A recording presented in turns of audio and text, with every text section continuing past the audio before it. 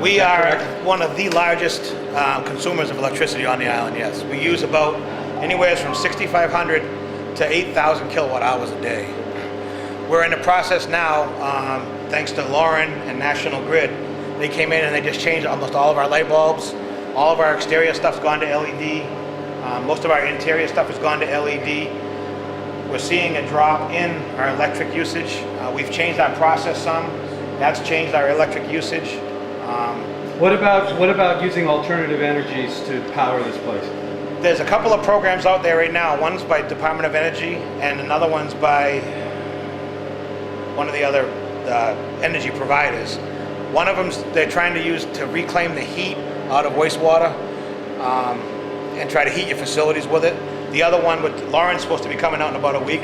We're going to look at considering possibly solar to heat the facilities, because our furnaces that we have now, we have two big boilers in the basement. You'll see in a minute. We use about 200 gallons of fuel a day, oil a day. Yep. We're going to try to maybe put some solar panels up and see if we can almost eliminate our oil usage. What about a wind turbine like the one in the high school? I wouldn't bother me at all, but I don't know if it would be nice to have to try to offset some of that usage. All right. This is our standby generator. It's 1.5 megawatts. It's ultimately bigger than what we would ultimately use here altogether. They designed it so that we can power the houses just before you come into the gate are owned by the facility. They were built when they did the plant for employee housing. When I say we fed everything with oxygen, it's actually just air. All of these behind us are air blowers. We have 5 blowers specifically delegated to the membranes. We have 3 that aerate the initial aeration tanks, and then we have 3 other ones for our sludge tanks. I have 8 100 horsepower ones, and then there's 3 60 horsepower blowers out here. Again, very energy demanding.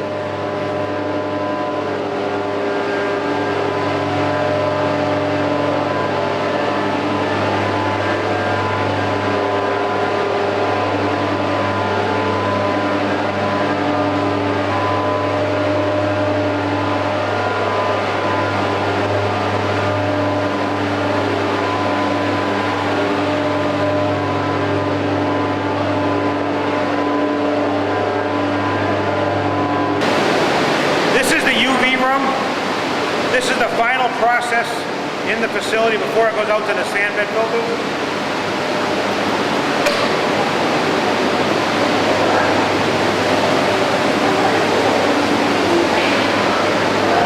That's the final product going out. That's what the process does.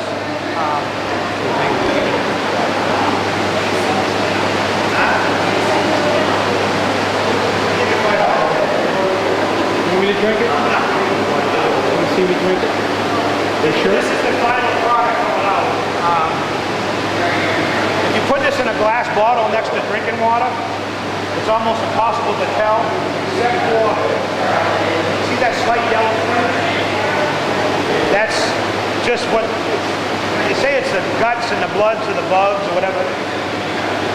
What we do is we judge it by, as soon as we walk in this room, we're smelling. You get that smell, and the next thing we're looking at is the color.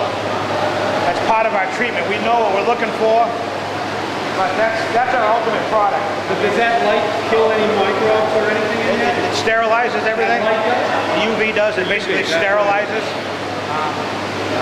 There's 2 banks. They're automatically cleaned by mineral oil wipers. But this is the final right here. This is the final product going on. What we're hearing here, this is our odor control. This is what you're hearing.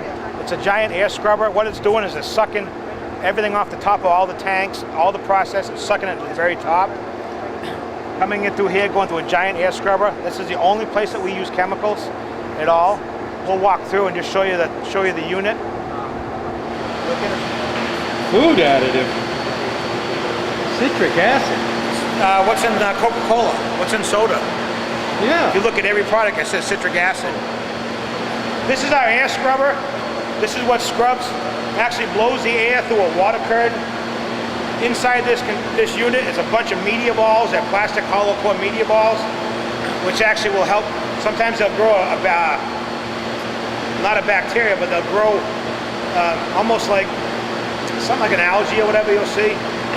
And that helps to take and eliminate all the odors.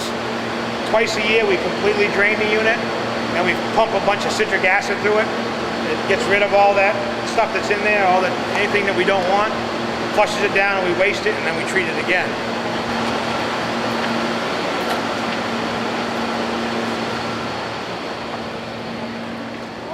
Yeah, we're gonna go in and we're gonna take a right. Take a right. Where's all your staff? Hey, take a Go right. on in and show. Dentist office. It shows the whole facility from start to finish. We started up at the headworks, went through our grit chamber to our clarifiers, and then went through the whole process for the filter, the membranes, our aeration, our anoxic zone. We went into the UV channel, we saw the UV channel. It shows our pumps, we can control the whole facility from here.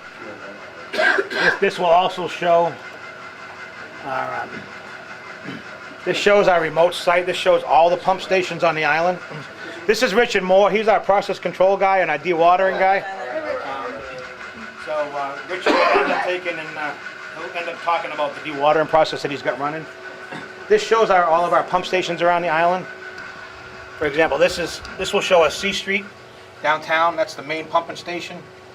It'll tell us we got one pump running right now. It shows any alarms that come in.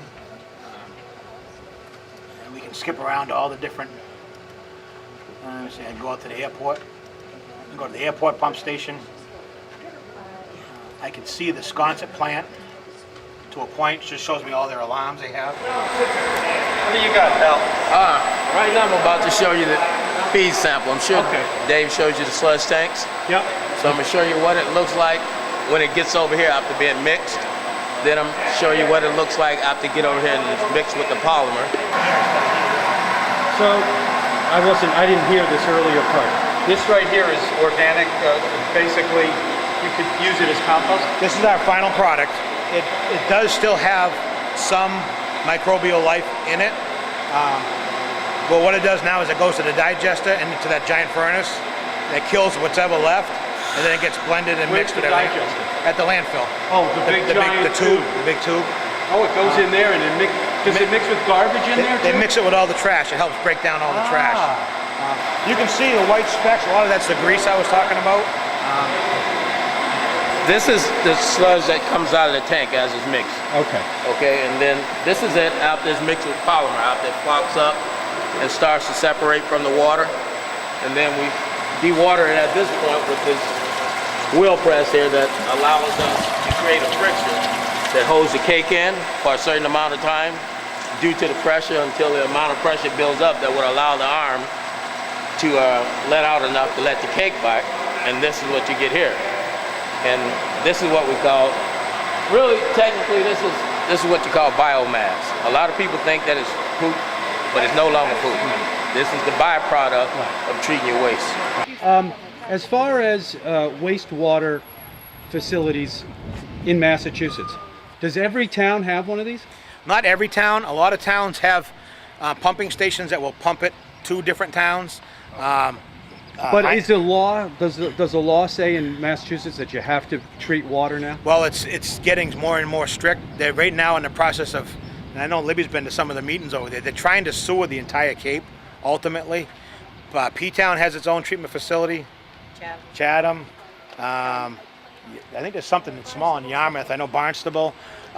We just had the folks here from Snyder Lance Foods on Tuesday from Cape Cod Potato Chips. They're actually getting ready to tear down their facility in Hyannis and build another wastewater plant of their own. They have to pre-treat it before it goes to Barnstable. They have to get all the oils. But they're looking at a much smaller operation. It's much smaller, but they came over here to see how we run because they want to buy these presses. Okay. So we had a very nice chat. We had 6 of their reps come over the other day. So are there still towns on the Cape that still discharge without treating? Oh, everyone has septic tanks, yes. You either have to have a septic but no water, nothing gets untreated though. Nothing gets untreated. Ultimately, and a lot of people sometimes will argue, well, I don't use your treatment plant. Everyone ultimately uses this facility because the septic comes here, the finest, the hospital, everything comes here. So and then the cost of treating water. I would imagine that the technology is getting so refined that it's getting cheaper, so that maybe other countries that can't afford it. Well, I don't know if it's getting cheaper as far as the technology goes. There are other processes, like Wisconsin, for example, is a different process than this.